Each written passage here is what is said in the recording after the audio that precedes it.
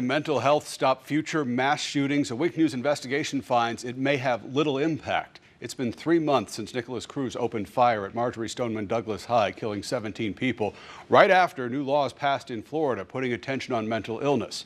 New at 6, Week News investigative reporter Lauren Sweeney crunched the numbers and found when it comes to mass shootings, very few shooters are actually diagnosed with a mental illness.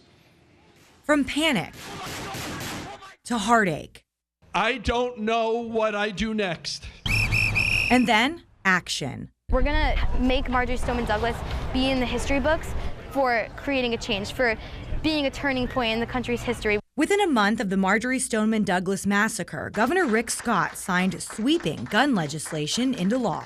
I want to make it virtually impossible for anyone who has mental issues to use a gun.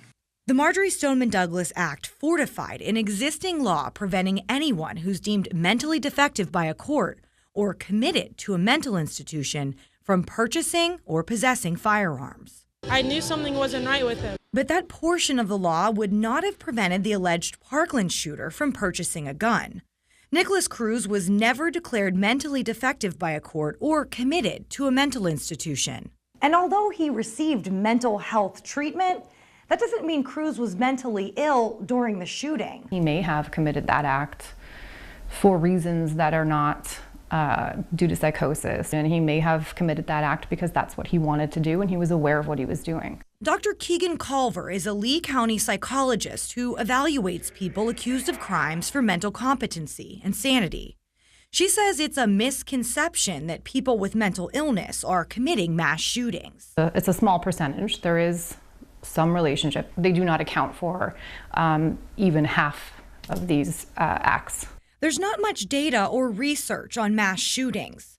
Stanford University compiled these incidents through 2016, and a Wink News analysis of the most recent 3 years of that database found that out of 20 mass shootings in Florida, only one shooter is listed with a known history of mental illness. I think that the immediate reaction is to seeing behavior like a mass shooting that you think to yourself, there must be something wrong with this person that they would behave in this manner. But that doesn't mean they are mentally ill or their illness led to the shooting. Dr. Culver points to the example of the man who attempted to assassinate President Ronald Reagan. He had a delusion that the actress Jodie Foster would love him if he killed the president. So he was acutely mentally ill and not in touch with reality, and his actions were directly related to the delusion he was under at the time. Dr. Culver says what we sometimes think of as mental illness with mass shooters may actually just be antisocial behavior, like what Cruz classmates echoed after the Parkland shooting. I kind of sense he would do something crazy like this, but not like a shooting.